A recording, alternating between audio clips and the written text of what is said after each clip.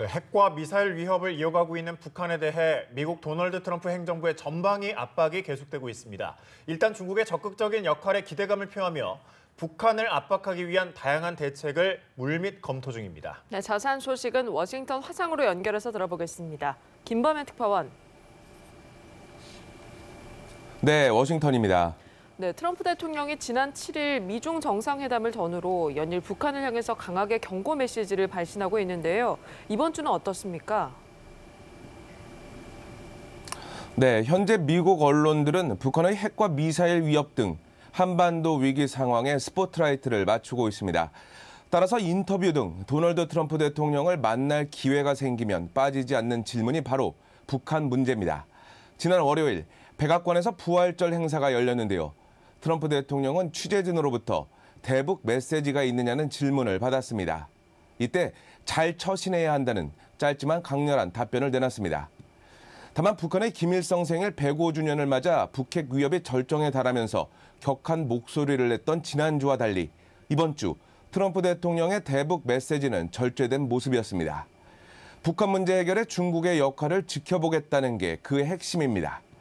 폭스뉴스와의 인터뷰에서는 북핵 해결을 위한 시진핑 중국 국가주석의 노력을 높이 평가하면서 중국이 북한 문제에 협력하는데 중국과 무역 전쟁을 시작해야 하느냐고 반문했고, 위스콘신주의 한 지역 방송과의 인터뷰에서는 북한과의 핵전쟁 가능성을 항상 걱정해야 한다고 하면서도 중국은 북한에 대해 힘을 갖고 있다며 기대감을 내비쳤습니다.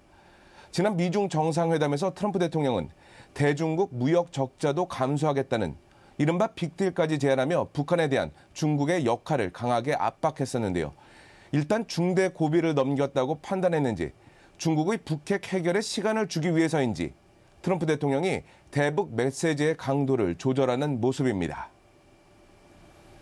네, 방금 말씀하신 트럼프 대통령 행보와는 달리 트럼프 정부 내에서는 꾸준히 대북 군사 옵션이 거론되는 등 강경한 목소리가 나오고 있는 것 같은데 어떻습니까?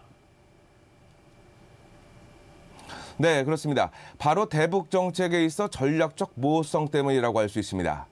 트럼프 대통령은 앞으로 북한에 대해 취할 조치에 대해 미리 떠들고 싶지 않다는 말만 할 뿐 속 시원한 답변을 하지 않고 있습니다. 쉽게 말해서 중국으로 하여금 북핵 문제를 해결하도록 하면서도 히든카드를 쥐고 있다는 인상을 풍기면서 대북 압박을 이어가고 있다고 할 수 있습니다. 실제 중국의 역할이 무산될 경우, 그리고 북한이 6차 핵실험 등 중대 도발을 할 경우에 대비해 여러 선택지를 검토하고 있습니다. 그중 하나가 바로 군사 옵션, 즉 군사 행동입니다. 최근 CNN 방송은 미국 국방부 관리를 인용해서 백악관의 지시로 펜타곤이 한 달 이상 군사 옵션을 검토해왔다고 보도한 바 있습니다. 미군이 군사 행동을 할 경우 북한이 어떻게 대응할지 등도 그 고려 대상이라는 겁니다. 다만 현재로서 최우선 대북 정책은 외교적 해법이지 군사 옵션은 아니며 대북 선제 타격을 고려하진 않고 있다는 게 미국 정부의 입장입니다. 네, 그런가 하면 미국이 북한을 테러 지원국으로 재지정하는 걸 검토하는 등 대북 압박이 전방위적으로 이뤄지지 않고 있습니까? 네, 트럼프 정부가 중국 역할을 강조했다고 해서 미국의 독자적인 대북 제재와 압박에 손을 놓고 있는 것은 아닙니다. 조금 전에 말씀드린 대로 군사 옵션을 검토하고 있는 것 자체가 북한 입장에서 큰 압박이 될 수도 있고 대북 제재를 확대하는 것도 그 방법일 수 있습니다. 그 일환으로 어제 렉스 틸러슨 미 국무장관은 북한의 테러 지원국 재지정 카드를 공식화했습니다. 틸러슨 장관의 발언 들어보시겠습니다. We're reviewing all the status of North Korea, both in terms of state sponsorship of terrorism, as well as all the other ways in which we can bring pressure to bear on the regime in Pyongyang to re-engage, but re-engage with us on a different footing than the past talks have been held. So yes, we are evaluating all of those options. 지난 2008년 이후 9년 만에 다시 북한을 테러 지원국으로 지정할 수 있음을 시사했다고 할 수 있습니다. 여기에 일요일부터 한국과 일본 등 아시아를 순방 중인 마이크 펜스 부통령도 이제 미국의 전략적 인내는 끝났다며 고강도 발언을 이어갔습니다. 한국 방문 기간 비무장지대를 찾은 데 이어 일본을 찾아서는 미군의 핵 항공모함 로널드 레이건호에 올랐는데요. 펜스 부통령의 발언 들어보시겠습니다. We will defeat any attack and meet any use of conventional or nuclear weapons with an overwhelming and effective American response. 당장 오는 25일 북한 인민군 창건 85주년을 앞두고 북한이 도발을 감행할 수 있다는 전망에 따라서 트럼프 행정부가 압박 수위를 높이고 있다고 할 수 있습니다.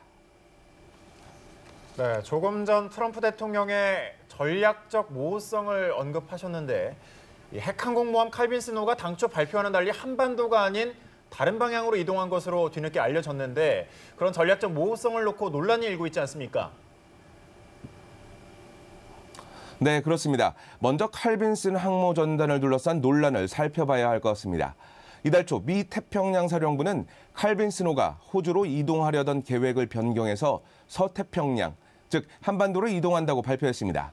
이어서 트럼프 대통령은 매우 강한 함대를 한반도에 보내고 있다고 언급했습니다. 하지만 칼빈 스노우는 일주일이 지나도록 호주 해상에 있었고 19일에야 기술을 돌려서 한반도로 이동한 것으로 알려져 거짓 발표 논란이 일고 있습니다. 백악관은 거짓 발표가 아니었다고 즉각 부인했습니다. 숀 스파이서 백악관 대변인 발언 들어보시겠습니다.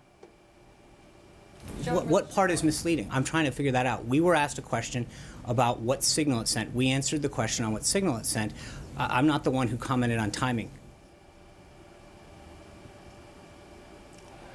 펜스 부통령 역시 이번 논란에 대해서 의도적인 발표는 아니었다며 진화에 나섰습니다. 다만 발표하다는 칼빈 스노우의 항로만큼이나 트럼프 정부의 대북 압박 신호가 혼선을 빚고 있는 것 아니냐는 비판이 이어지고 있습니다. 칼빈 스노우의 한반도 배치 발표 자체가 북한을 자극할 수 있는 상황에서 정작 칼빈 스노우는 없었다는 점, 즉 방어 능력에 구멍이 생길 수 있었다는 겁니다. 여기에 일촉즉발의 위기 상황에서 어느 쪽이든 오판할 수 있는 여지를 만들었다는 비판도 나오고 있습니다. 네, 마지막으로 시진핑 주석이 지난 미중 정상회담에서 한국은 중국의 일부였다고 말한 것으로 알려져서 논란이 되고 있는데요. 이 부분도 한번 정리해 주시죠. 네, 관련 발언은 트럼프 대통령이 월스트리트 저널과 인터뷰를 하면서 공개됐습니다. 시 주석이 중국과 한반도의 역사에 대해 설명하면서 한국이 사실 중국의 일부였다고 말했다는 건데요. 시 주석이 실제로 트럼프 대통령에게 이렇게 말한 것인지 아니면 트럼프 대통령이 오해한 것인지 또는 통역 실수인지는 확인되지 않고 있습니다. 문제는 어떤 경우든 잘못된 전제를 바탕으로 미중 정상이 한반도 문제에 접근했다는 겁니다. 이와 관련해서 중국 외교부는 브리핑을 통해 한국민은 걱정할 필요가 없다는 애매모호한 답변을 내놨습니다.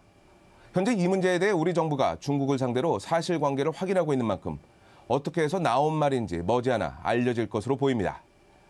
지금까지 워싱턴에서 전해드렸습니다.